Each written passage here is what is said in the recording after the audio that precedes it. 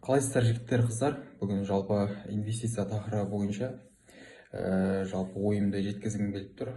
Мысалға анау білім берушілер байланысты деген сияқты, курс деп айтып атады деген сияқты. Вот сол туралы мен өз ойымды бүгін айтпақшымын.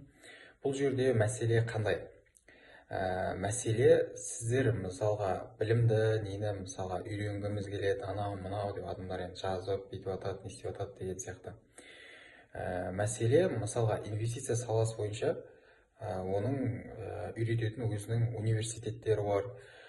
Одан кейін мысалға сіз мысалға неде инстаграмда, тиктокта көріп жатсаңыздар, мысалға миллиондап тауып жатқанын, мысалға 10 мың доллар тауып жатырмын, 5 миллион теңге тауып жатырмын, мысалға 50 миллион теңге таптық, бүйттік деп жатады да мысалға. Ол енді қанша ақшамен бұл жерде айналып жатқаны белгісіз да. Мысалға сіз қолыңызда максимум тек 2-3 миллион теңге болуы мүмкін. Сіз келдіңіз де торговля жасадыңыз, не істедіңіз, өйтіп ол 50 миллион теңге, жаңағы 5 миллион теңге сіз тауып кетпейсіз. Одан кейін олай курсқа шақыратын енді адамдарды қызықтырады ғой, маркетинговый схема деген сияқты. Сіз жаңағыдай нәрселерді көресіз, сразу мысалы оқып кетесіз, не істеп кетесіз, 5 миллион тауып жатса нормально деген сияқты. Сіз қанша тауып жүрсіз қазір? Сіз максимум мысалға бір жерде мысалы зарплатада неде жүруіңіз мүмкін? Мүмкін 500 мың, мүмкін 300 мың, мүмкін 800 мың деген сияқты. Бірақ ол 500 мың, 800 мың теңгені табу үшін сіз не істедіңіз? 4 жыл бойы мысалға білім алдыңыз да. Сіз 500 мың теңге табу үшін, мысалы средний айтып отырмын да, сіз 4 жыл оқып тұрсыз, ал сіз келесіз мысалға бір апталық, олар енді көбінесе курстар бір апта, асып кетсе бір 3 апта сондайға жолығады. Ол 3 аптаның ішінде бір адамды алып оқытып беру невозможно нәрсе ол ше. Ол келеді, 3 апта не істеп, 3 аптаның өзі күнде де өтпейді. Бір күн салып отырып үйреткеннің өзінде де, яғни 3 аптада бізде аптасына, яғни 3 күнден болса 9-ақ күн. Сіз 9 күнде даже бір ғана финансовый инструментті үйрене аласыз. Ал оның ішінде финансовый инструменттерді өте көп тақырыптар бойынша ше. Сондай да. Потом одан кейін ол инвестиция бөлек, трейдинг саласы бөлек та, екеуі енді яғни ақша салып істейтін нәрсе, бірақ екеуінің уақыт айырмашылығы бөлек. Одан кейін біздерде риск менеджмент деген жалпы сабақтар бар да. Екеуінің қолданатын риск менеджменттерде екі түрлі да, и уақыт аралықтары екі түрлі. Мысалға трейдингті біреулер былай айтады, яғни трейдинг деген сөз жалпы қазақша прямо аударып мысалы саудагер, алдың саттың деген сияқты. Олар трейдинг ол көбіне бүйтіп не істеп жатқандар, сонау 5 минуттық ішінде тырс кішкентай свечаларды қимылдатып не істеп, ол адамға жалпы ол агрессивный торговля, и еще сізді ол неге апарады, ставка ойнайтын не істейтін адамдар бар ғой, сондай лудоманствоға апарады. Ол сізді жалпы ақшаңызды жоғалтумен қана қоймай, сізді азартқа кіргізіп, потом болашақтағы сіздің өміріңізді даже алып қоюыңыз мүмкін да. Адамдар қанша даже басында айлығын салып жүреді, одан кейін кредиттерін салады деген сияқты. Трейдинг дегеніміз жалпы минималды 2-3 күнге дейін созылады да. Кейбір кезде бір күннің ішінде бітетіндер бар, бірақ 5 минут емес, 2-3 сағат емес, даже бір күннің ішіне басталады. Одан кейін бір апта, даже кейбір кезде бір жарым апта, 10-15 күнге дейін кетіп қалатын болады бір позиция. Ол краткосрочный да. Одан кейін среднесрочный, олар енді 3 айға сондайға созылады, например. Яғни ол жерде просто так сатып алу емес. Мысалға біздер Nike компаниясын есептедік па, ол қазір кірдің, мысалы шамалы өсетіні бар, бірақ ол аса қарай құлайтыны бар да. Ең бірінші біздер құлайтын табамыз, мысалға сататын точкасын табу керек. Ол сату үшін не үшін сен ол жерде сатуға есептеудің өзі сізде 15-16 факт болу керек. Потом мысалға трейдинг мысалға келіп үйреніп атады ғой, ол сіз сол келген адамды мына жаққа келіп почти мысалға соғыс ортасына салдыңыз дедіңіз ғой, сондай болады да ол. Или мысалға бойға салдыңыз, мысалға мен бокстен тренер болсам, мысалға новыйдан келген адамды, мысалға 3 апта қатысқан адамды келемде мен рингке шығарып жібермеймін ғой. Оны мысалға минимум 6-7 ай дайындау керек та, оны чтобы рингке шығару үшін. Бұл жақта да сондай. Сіздер мысалы келіп торговля жасап отырсыздар ма? мен мысалға 6-7 жыл трейдинг, мысалы инвестиция саласында жүрмін ба, вот сол сіз менімен уже сіз қарсыласымсыз сіз. Ең бірінші қарсылас біздерге новичоктар. Біздерге ақша қайдан түседі? Ең бірінші новичоктардан түседі. Яғни ең бірінші активтердің, акциялардың, криптолардың өсуі спростан, потом одан кейін осындай кіріп жатқан адамдардан. Яғни олар ақша салады, не істейді? Мысалға тупо любой жерден кіріп кетеді, не істейді? Вот солардың ақшасы, мысалы, например, біздер шорт ашып жатсақ, құлайтын болса, олар просто сатып алып қойды, солардың ақшасы бізге түседі. Вот. Или олар шорт ашып істеп жатса, біздер мысалы лонг ашып, мысалы жақсылай есептеп бізге плюс кіріп жатса, основной табыс сол жақтан кіреді біздерде. Вот ең бірінші сол, сіздер уже біздермен уже тайталасқа түсіп жатсыздар да, 5-6 жыл опыты бар, не істеп келе жатқан адаммен. Мысалы сіз бокске қатысып жүрсіз, келгеніңізге 1 ай ақ болды. Мысалы 6 жылға 7 жыл қатысып жүріп, мысалы чемпион не болмай ақ қояйын мен. Мысалы екеуміз шықсақ, мен сіздің мысалы бокстен алып тастау ықтималым өте жоғары, 95%-ға жоғары да. Бұл жақта да сондай. Сіз келесте тырс-тырс жаңағы 2-3 аптаның ішінде келіп, ондайға жалпы еріп кетпеңіздер. Жалпы менен ол мәселе курс ал, бүйт-сөйт сабақ оқы деп мәселе ода емес. Что болашақта сіз мысалы оқып несе пландап жатсаңыз, адамдардан сондай сұраңыз. Мысалға кейбір адамдар айтып жатады, видео сабақтар жоқ па, соны ясли сата салсай, не салсай дегенде. Ол жерде де мысалға сіз мысалы боксты да үйрететін кезде де неде де ютубта да қанша нәрсе тұр ғой. Ол трейдинг бойынша да үйрететін нәрсе қаншадан нәрсе тұр. Ол сізді контролировать ететін адам болмаса, былай жүр, ол мысалға мектепте де мектеп не үшін керек та адамда? Кітаптары бәрі тұр ғой. Мысалға сіз 5-ші класс алгебра түсінсеңіз, 5-ші класс балаға келіп, просто кітапты бере салсаңыз, ол түсінбейді ол по-любому.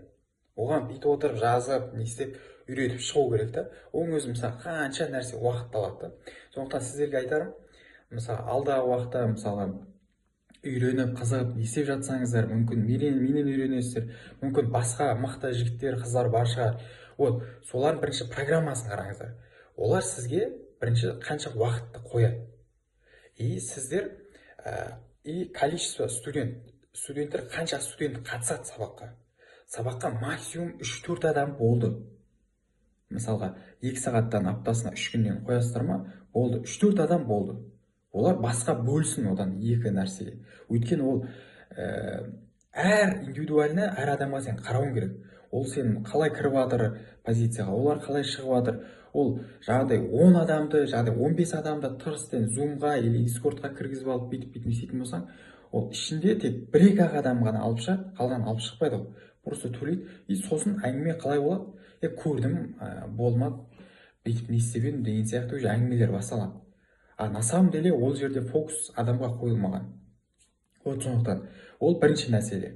Яғни бірінші уақыт аралығы минимум 3 ай бойы аптасына 3 күннен 1,5 сағаттан, кейбір кезде 2 сағаттан сондай уақыт бөліну керек. Одан кейін студенттер саны, яғни 4 адам мен максималды, 5-дің өзі көп болып кетеді. 3-4, минимум 2 деген сияқты, 1 деген сияқты, сондай аралықта студенттер. Одан кейін кері байланыстар. Мысалға, например, мендегі кері байланыстар, мысалға, понедельник сабақ өтеміз ба, сіз вторник, обедке демей ақ қойын, кешкі сағат 5-6-ға дейін сіз бірінші күнгі сабақтың үй тапсырмасын жіберіп тастауыңыз керек. И ол сабақ тексеріліп, средаға оның қатесімен жұмыс жасалып, и среда қайтадан новый сабаққа көшу керек. Жұмыс тақырыптары мысалға 15-20 тақырыпқа созылса, мысалға университеттерде, нелерде сабақ беретін болса, жоспар болады да, осындай. Бүгін мынандай нәрсе өтіледі, ертең мынандай нәрсе деген сияқты. Вот сондай сияқты өтілу керек, и обратно связь істеу керек. И обратно, мысалға сізге, сіз үй жұмысын орындап келдіңіз, среда сіз қайтадан сол мұғаліміңізге көрсетуіңіз керек сабақты. Міне мен мындай нәрсе жасадым, істедім деп. И сол бойынша каждый студентпен жұмыс жасалу керек. Так, сен мына жерден қате кеттің, мына жерден несесің, қайтадан сен қатең жұмыс жасайсың, саған бүгін мынандай акцияны талдауға беріп, и сен келесі сабаққа, уже келесі үй жұмыс қанша, 5-ші күні соны талдап қайтадан маған жібересің. Четверге уже біз новый сабақтар өтеміз. Вот, 3 ай солай болай жалғасу керек. үш ай біткеннен кейін сіздер уже үш айдың ішінде де, яғни жаймен бір активті сатып көріп, анау қысқа мерзімдегі мысалы трейдинг саласында мысалы кетіп жатады ғой, сол пайданы қалай ол минус кетіп жатыр, риск менеджмент деген сабақтың өзі мен сіздерге айтайын бір 4 сағат уақыт алады ше. 4 сағат. Былайша қарасаңдар, стоп 1% анау мынау деп отыр. Никакой ондай емес. Стоп 1% не деген сияқты өйтіп түсіндіріле салатын нәрсе емес ол. Вот көп адамдардың қателесетіні осы жерде да. Потом одан кейін 3 ай уақыт өткеннен кейін 3 айдың ішінде де сіздер қысқа уақытта торговля жасап жүре бересіздер. 3 айдан кейін уже сабақтар барлығы бітеді. Одан кейін сіздер уже самостоятельно анализ жасап үйренесіздер. Барлығын өздерің істеп.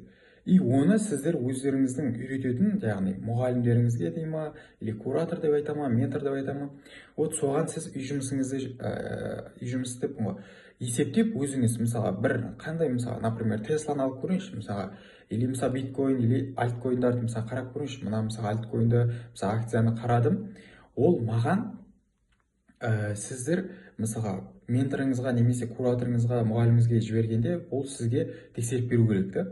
Мысалы мынандай нәрсе жасадық или жасадым, мысалы оны жасауға мен мысалға бір среднесрочный анализ жасауға мен примерно 3 күндей 4 күндей ойланамын. Мына жерін қараймын, так мынандай болса қалай болады деген сияқты. Ну среднесрочный анализдер солай кетеді. Тырс 1-2 сағат ойландың, не істедің, алдың, саттың деген нәрсе емес ол да. Сол сияқты 2-3 күн бойы қарап, не істеп, мысалы бұған мынандай ақшамен кіреміз, мынандай жерден сатамыз, мынандай пайда табамыз деген сияқты. Именно осы нәрсеге дейін жету үшін сізге сол анализ шығару үшін 3-4 күн уақыт кететін болса, ал сізге оны үйренуге 3-4 ай уақыт кететін болады. Вот мәселе сода. Вот сөйтіп жібересіз, и сосын сіз қатеңізді дұрыстайды, и именно қандай жерде қате бар, сол қателіктер бойынша сізге қайтадан сабақтар өтілу керек. Келесі 3 айлықта. Вот ең бірінші мысалға или боксерді мысалы рингке шығару үшін ең минималды 6 ай уақыт керек. Сол сияқты сізді де мысалы трейдинг мысалға сауда алаңына сізді миыңызды дұрыстап барлығын четко есептеп бір адамды просто рингқа кіргізу үшін 6 ай оны жұмыс жасату керек. 6 ай уақыт кететін болады. Сіз ол келіп яғни 2-3 апта сабақ өтіп адамдар келеді да, яғни 3-4 миллион теңге, мүмкін 10 миллион салар, біреу 500 мың теңге салар, әркімге енді қалтасы көтеретіндей ғой. Соны салады да, 2 апта максимум 1 айдан кейін ақша уже жоқ болады. Вот, енді ол жоқ болғандары біздерге пайда, несе, өйткені біздер сол арқылы пайда табамыз, несеміз деген сияқты. Основа 70% ақша, сол қалпадан келеді ақша. Вот. Сондықтан сіздерге айтып жатырмын да, яғни сіздер үйренетін болсаңыздар, не істейтін болсаңыздар, видео урок не, ол сатып алудың керегі жоқ. Ондай нәрсе толып тұр. Сіздерге нақты бола алатын ұстаз керек. Үйрететін, не істейтін, ол яғни ютубта толып тұр, ютубта мысалы көре алатын болса адамдар мықты болып кетер. Вот ондай нәрсе болмайды. Ол видео урок не істейді деген сияқты. Видео уроктың өзін мен түсінбеймін. Ол миллион теңгеге неге сатып алып жатыр, қалай сатып алып жатыр? Ол сіз үйрететін адамыңыз болмаса, ол көрсетіп не істеп отыру керек деген сияқты. Вот сондай нәрселермен сіздер көп жұмыс жасауларыңыз керек. Адамды сіздер іздеу мақсатында. Мен жалпы енді басқа адам сіздер іздеп жатсаңдар, сондай сұрақтар қойыңыздар. Сабақтар қанша уақыт өтеді? Қанша уақытта біздер жұмыс жасай аламыз, табысқа шыға аламыз? Адамдар айтып жатады, келдің 1-2 аптада табысқа шығып кетесің, ой, бүйтесің, сөйтесің деп жатады. Мысалы мен қарап отырып таң қаламын ше. Өйткені мен енді өзім самоучка, өзім үйренген бәрін, кітаптар, мысалы 3-4 кітап оқып тастағам, и былай да адамдардан үйрендім да. Ол адамдар үйренгенде де олар енді өйтіп 3 айлап үйреткен жоқ, 4 апта 1 айлап үйреткен. Мен өзім 3-4 адамнан білім алып көргем, бірақ ол адамдардан мен еш нәрсе үйренбедім деп те айтпаймын. Ең бірінші адамнан просто так биржаны қалай скачать ету, 2019 жылдар. Қалай не істеу, сондай үйреттім, бірақ основа былай ішіне кіріп үйреткен жоқ. И өзі де үйретуді қойды деймін қазір. Жоқ болып кетті, мен былай іздеп көрдім, жоқ болып кетті. Одан кейін тағы да көбіне одан кейін мен американецтерден курстар алдым, не істедім. Олар енді скачать ету анау емес, ішіне кіргізіп үйретті, бірақ досконально маған көрсете алған жоқ та. Үйрендім олардан, өзіме керекті нәрселерді алдым, бірақ қазір қолданып жатқан іс-әрекеттері, мысалы анализ жасауда примерно 10-20%. Потом одан кейін бір 2 орыстан үйрендім, қалғандары бір американецтерден көрдім деген сияқты. Ну, сөйтіп олардан примерно бір 50%-дайын үйрендім. 50%-ын дальше мен кітаптардан естідім. Кітап емес, 30%-ын кітаптардан естідім. Қалған 20%-ы өзім құрастырып шығарған нәрселердің барлығы. Вот. Өзімнің опытымнан келген. Мен минус кеттім, мен не үшін ол жерде минус кеттім, қалай минус кеттім, сол нәрселерді шығаруға жалпы әр минустың талдауына жалпы бір айдай уақыт кетіп отты маған. Не үшін мен мына жерде істедім деген сияқты. Енді өзімнің мысалға плюс қашықтар көбілер жасауыма 2021-2022 уақыт кетті, уже 2019-дан бастап 2-3 жыл уақыт кетті да. Қалған уже 3 жылда осы жақсы нормаль пайда тауып уже не істей бастадым мен ше. Вот. Сіз сол 2-3 жылдық білімді негізі өзім 6 айға жоспарлап сыйдырдым да. Мысалға программа осындай болу керек. Яғни мен ол 2-3 жыл плюс кетуіме, 2-3 плюс жасауыма мен күнде бүйтіп айналысқан жоқпын ғой. Вот. Бір апта айналысам, бір апта айналыспай кетемін. Бір 10 күн қараймын, қайтадан не істеймін деген сияқты. Өзімнің зарплатаға жұмысымда тұрамын, не істеймін деген сияқты. Ол жақта жұмыс істеп жүремін, бірақ ойдың бәрі мына жақта болады да. Так, анау жерде қалай кеттім, не істедім деген сияқты. Вот. Сондай нәрсе.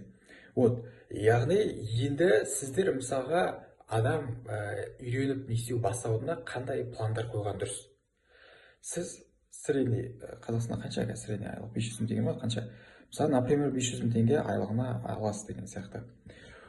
Вот, былай шығындарыңыз бар, не істегеніңіз бар. Негізі примерно 100, 150, 200 мың теңге салып отырсаңыз сізге негізі өте жақсы да. Енді одан аз өте қиындау болады енді ақшаны айналдыру десе. Вот, сол ақшаны салып отырып, жаймен істеп, потом ай сайын сіз салғанның өзінде де, мысалы 150-200-ден салғанның өзінде 1 миллиондай жинақ боласыз, минимум 700-800 деген сияқты. Потом сол ақшаны айналдыру арқылы мен жалпы среднесрочный сделкалардан жылына енді 2025 өзіме қиын болды, чем 2024-2023-ке қарағанда. Яғни ол 2 жылдар мен шамалы көптеу таптым, чем 2025-ке қарағанда. Мысалы 2025 150-180% ғана шықты, қалғандары рынок бір орында тұрып қалды. Крипто рыногы менде көбіне ақша криптода, 70% ақша деген сияқты. Қалған 30% ақшаны акцияда неде ұстаймын. Вот сондай. Потом сол бойынша 150-180% шықпады, ал 2023-2024 200 сондай шығатын. Енді сіз 6 айда, например, 700-800 мүмкін миллион теңге шығарып қойыңыз. Сіз сол миллион теңгені, например, плюс 2 миллион келесі жылға сондай план қою керек та. Кейбір кезде мен TikTok'та неден көремін, 3 айда 200% не тауып жатыр. Енді разгонмен немен тауып жатады. Енді ондай нәрселер, случайлар почти 100 адамның 3-4-еуінде ғана болады. Но менде бұрындар көп жасағам, не істегем, қазір енді жасамаймын өзім. Өйткені ондай нәрселер адам психологический нәрсесін құрады. Ең бірінші сіздің денсаулығыңыз ше, ол мидың бәрін алып ойлау қабілетін несін шамалы басында жақсы болады. Ну, стабильностьқа осылай шығып алу керек ше. Сол стабильностьке шығып, нормально плюстер шығып тастайсыз. Мысалға, плюс қолыңызда примерно 10 мың доллар, 5 миллион теңге жасап тастайсыз. Ну, соның ішіне бір 500 долларын алып, сонда разгондар жасап көруге болады ше. Қысқа мерзімде де бүйтіп, ал бірақ оған дейін керек жоқ.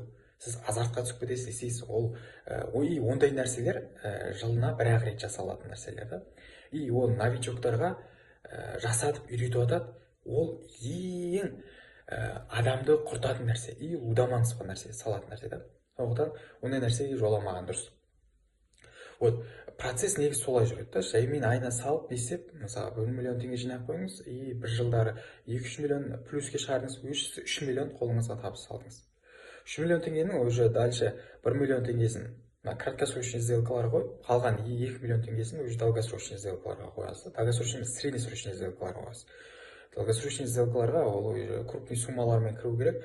Пока, яғни сіз айлықта неде жүрген адам болсаңыз, среднесрочный мен краткосрочный айналысқан сізге өте тиімді. Өйткені сізге ай сайын ақша керек. Одан кейін сіз среднесрочныйларға кірген кезде примерно олар 2-3 ай уақыт алады, и оларға 1 миллиондап салсаңыз, ол жерлерге 70% примерно вероятностармен есептейтін болсаңыздар, ол кезде сіздерге жақсы пайдалар беріп қалады. Негізі айлықтан бөлек еще тағы 400-500 мың теңге кіріп отырса, ол да өте жақсы да. Вот сіздерге жалпы мынау 5 жылдық пландар ғой. Адамдар жалпы мысалға қараймын, планды да дұрыс қоймайды ше. Неліктен? Өйткені мысалы жаңа жыл кіріп жатады, болды мен 2026 ма 2026-тан бастап былай жасаймын деп жатады. Ол өте сіз 2026-да оны жасай алмайсыз. Неліктен? 2026-ның планы 2024-2025-ның басында құрылу керек еді негізі. Вот 2026-ның планы, 2026-ның сіз пайда табатын ақша ма, мүмкін бір спорттан жетістік или басқа деген сияқты. Сіздер оны 2024-2025 деп атсаңыз керек. Ал сіз яғни енді 2026-ға мынандай нәрселер қоя алмайсыз ғой. Сіз уже 2027-28-ге қоюыңыз керек. Мен 2027-28-ге, например, 20 миллион теңге мысалға табыс қоямын. Біреулер қазір қолында ақшасы бар, несі бар, біреулер 50 миллион теңге табыс қоямын. Вот сондай нәрсені 2028-27-ге қоюыңыз керек. Ал қазір сізде үйренетін уақыт, опыт жинайтын уақыт, и опытты сіз жақсы білім алатын жерден алуыңыз керек. Андай просто так былай әңгіме емес, туфталар емес, нормально жинайтын ортадан дейміз ба, или сізде контроль жасайтын сізге адам по-любому керек болады. Менде контроль жасайтын адамдар болды, ондай контроль жасайтын уақыттан шықтым деген сияқты. Ол мысалға мен жасым қазір 25-те болуы мүмкін, кейбір адамдар 35 жастағы адамдар үйреніп жатады, кейбіреулер мысалы 55-тегі адамдарды үйреніп жатады деген сияқты. Ол сіз әр нәрседе сіздің әр салада өзінің контроль жасайтын адам бар. Сол контроль жасау арқылы сізге яғни ол кезінде бір шақтан аттап отырса, сізге 3-4 жақтан аттауға көмек бере алады да ол. 3-4 жақтан. И уақытты тез сізге алдыға жылжуға көрсете алады. Мен сіздерден ақылды емеспін. Ең біріншіден айтып қояйын. Мен сіздерден ақылды емеспін. Мен просто сіздерден бірінші бастағанмын да. И бірінші опыт жинағанмын. Вот сіздер де ондай нәрсе жасай аласыздар. Яғни просто бұл жерде опыт керек, дайындық керек. Вот бұл салада ең бірінші болу маңызды емес. И потом одан кейін бұл салада главный сіз ақшаңызды жоғалтпау и табыс кіріп отыру. Мүмкін ол 50% болуы мүмкін, 70% болуы мүмкін. Үлкен пайыздарды енді IQ жоғары былай адамдар жасауы мүмкін. Бірақ средний жаңағыдай. Сіз жылына 100% тапқанның өзінде де сіз уже нормально орта таптағы инвестор немесе трейдерсіз. Өйткені неліктен? Сіз мысалға, например, ақшаңыз болып не істесе, отель ашсаңыз, сіз жылына 25-30% табасыз. Мысалға, сіз тұрудыңызда $1 миллион жұмсасаңыз, жылына $200 мың средний сондай табасыз. Басқа да сондай, завод ашсаңыз да, не ашсаңыз да сондай. И сіз ол заводтың ненің ақшасын шығару үшін сізге 5 жыл, 6 жылда уақыт керек. Ал енді мына жақта 100%-ға дейін жылына табуға болады. 100%, 200 и одан жоғары табыстар, яғни кейбір кезде андай сезондар болады, қатты кетіп жатқан, мысалға алдыңғы жылдары Nvidia не дегендер мысалға жақсы өсті, мысалы өзіме де жақсы пайда берді, Tesla да жақсы кетті. Сондай сезон кездері не болған кездері, мысалы 300% сондай табамыз. Ал одан төмен, мысалы тұрып қалатын кездер болады, нелер болады, и ол кездерде біздер 100%-ға жуық табыстар табамыз жалпы. Средний сондай жалпы. Вот сіз мақсат сондай болып отыру керек сізге. Вот мысалы қазір бастадыңыз, бірінші 6 айлық айлығыңызда жинаған ақша бар, и үстіне ертең мысалы сабақ не бастап отырсаңыздар, біреуден бастап отырсаңыздар, үстіне бір 30-40% қосып қойған табысыңыз бар. 6 ай бітті, сіз опытный уже трейдер инвесторсыз, 6 айлық опытыңыз бар, потом үйренгеніңіз бар, и 6 айдан кейін уже сіз өз жұмысыңызды өзіңізбен ойланып үйренгеніңіз бар, кітаптар бар, мысалға беремін десем үйренгеніңіз бар, солардың бәрін пайдаланып 6 айдан кейін өзіңізбен қаласыз. И одан кейін уже торговля жасайсыз, не істейсіз, келесі 6 айлық сіз просто мысалға 2-3 миллион, средний 1,5 миллион теңге дейікші, әркім әртүрлі негізі, 1,5 миллион теңге дейік, плюс мысалы келесі 6 ай, мысалы қазір январь ма, июнь август болды, уже сентябрьден бастап өзіңізбен қаласыз, декабрьдің аяғына дейін уже үстіне мысалы 100% қосып қойғанның өзінде де үстіне 1,5 миллион теңге бар. Уже сіз 2026-ны мысалы қазір 0 болсаңыз, уже 3 миллион теңгемен осылай бітіруге болады. Вот, 3 миллион теңге бітті. Вот сіздерге айтып жатырмын ғой, яғни сіз жаңағыдай 10 миллион ненің табыстарын қойып жатсаңыз, биыл уже табу сізге қиын болады, жаңағыдай зарплатада жүрген адам болсаңыз. Вот 2026 бітті, сізде қолыңызда 3 миллион теңге бар, и еще білім бар, опыт бар. Вот үшеуін қосып отырып, келесі жылдыққа 2027-ге уже сіз 200 пландық нәрселер жоспарлайсыз. Қателіктерді жібердіңіз, не істедіңіз, уже сіз 2026-ға қазір қандай нәрселер қойып жатсыз, мүмкін үй алам деуіңіз мүмкін. Уже 200% қойсаңыз, 2027 басталды, 2027 яғни аяқталғанға дейін сіз 200% жасадыңыз, 3 миллион теңге плюс қосып 6 миллион теңге жасап қойдыңыз 200%. И сізде 9 миллион теңге ақша болды. Мысалы, сіз квартирада неде жүрген адам болсаңыз, сіздерге бұл советтер өте керек нәрселер. Сізде 9 миллион теңге болды, 2028 басталды. Сіз не істейсіз? Әне астыңызда баспана не болмаса, 5 миллион теңгесін аласыз, жаңағыдай отбасы банк, не банктер бар қазір минималды пайызбен немен беріп жатқан. Соған саласыз, дальше мысалға үйлі болып қаласыз, мысалы 20%-ын төлеп не істеген кезде, одан кейін жалпы сізде қолыңызда еще тағы 4 миллион теңге ақша қалды деген сияқты. Вот, сізде еще не бар? 2 жылдық опыт бар, и қолыңызда 4 миллион теңге ақша тұр уже. И дальше больше сіз уже 200-ден 300-ден жоғары көптер табыстар таба аласыздар одан кейін. Яғни 500-дер өте көп кетеді, мен ондай нәрсе айта алмаймын. Примерно қатты таптым дегеннің өзі 350 сондай жалпы. Средний 200 бен 350 арасында нағыз трейдерлар негізі табылады. Вот дальше больше план қойыла береді, не істей береді, и сол бойынша сіздер осы алгоритммен қозғалып жүре берулеріңіз керек. Вот сондай. Менің жалпы опытым осындай нәрсе болды. Мен өз опытыммен сіздермен бөлісе алдым деген сияқты, яғни көп адамдар просто жазып кетті да, маған анау қалай, просто видеоурок бере салшы, анау и еще Инстаграм, ТикТоктан да біраз нәрселер көріп жатырмын да, и маған қатты тиіп жатыр да сол. Не үшін адамдарды бұлай негізі, яғни өзіңе табыс кіретін шығар, бұлай енді куратор болсаң, ментор болсаң, бірақ енді қанша адамдар зардап шегіп қалады да, уже сенен кейін просто сен уже ана адамды лудоманствоға салып жібердің, не істедің. Кейбіреулер мысалға үйінен алып қалуы мүмкін, кейбір жігіттер болды, сондай үйретемін деп сотталып кеткен жігіттер болды. Өзімнің опытымды айтып отырмын да, өзім былайша сыртынан қарап, былай не істеп жүретін адамдар болды деген сияқты. Сол сіздерге айтарым, кеңесім сондай. Жалпы мен айтарым бүгінге осы. Ой түйіп не істеп жатсаңыздар, маған жазып кетіңіздер. Телеграмда менде никім тұр, сол арқылы басып маған жазсаңыздар болады. Үйренемін десеңіздерге сіздерге есік ашық. Жоқ, или мені таңдамай не істеп жатсаңыздар да, мысалы басқа адамдарды іздеп жатсаңыздар да, мен сіздерге қалай таңдау керектігін де айтып кеттім. Мысалы қалай ол таңдау керек деген сияқты. Просто бастамас бұрын қандай нәрсе алдыңыздан сізді күтеді, қандай нәрсе болады, сол жайлы оймен бөлісіп кеттім да. Андай адамдар көбіне взрывпен келеді, ой мен қазір қырам жоям, бірден 20 миллион тауып тастаймын, бүйтем, сөйтем деген сияқты. Ондай нәрселер болмайды. Мен просто адамдарға өйстіп айтам да, кезінде бір екі студент болды, өйстіп айттым, и сосын олар ойланып қалды, қалай ол анау деген сияқты. И потом олар басқа адамнан оқып келді, олардан тек 2 апталық сабақ өткен, істеген. И маған примерно 3 миллион теңгемен 4 миллион теңге минуспен келді да.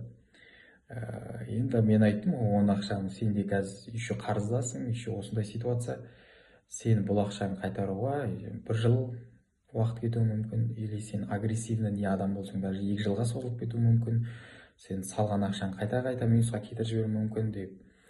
Ол енді қазір енді олар оқып кетті. Екеуі келген, сөйтіп біреуі қарыздарынан бүйтіп құтылып, енді плюсқа шығып жатыр. Ол несі 1,5 жыл өтіп кетті уже.